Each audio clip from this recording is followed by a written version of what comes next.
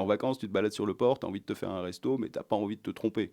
Il y a plein de restos, tu sais pas quel choisir. Alors ton premier réflexe, c'est de regarder les cartes, et de savoir un petit peu ce qu'ils proposent les uns et les autres. C'est de regarder aussi inconsciemment même le monde qu'il peut y avoir. Tout ça, c'est de la preuve sociale.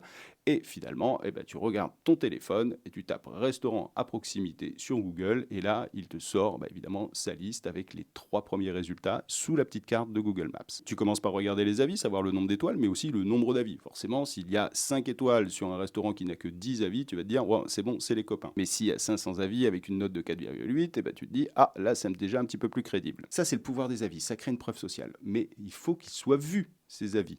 C'est-à-dire que si tu n'es pas dans les 3 premiers résultats, les avis ne seront pas vus. Et beaucoup de commerçants croient que ces 3 premiers résultats sont figés, alors que Google met en avant et met dans ses 3 premières positions uniquement les restaurants et tout type de commerce dont il est le plus sûr, les fiches qui sont le plus optimisées.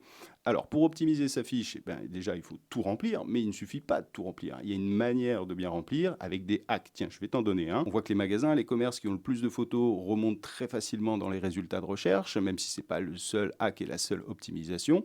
Mais ce qu'il faut faire surtout, c'est de ne pas utiliser des photos que peuvent te donner des fournisseurs ou des photos prises sur des banques d'images sur Internet. Il faut prendre les photos soi-même et ne pas les retravailler.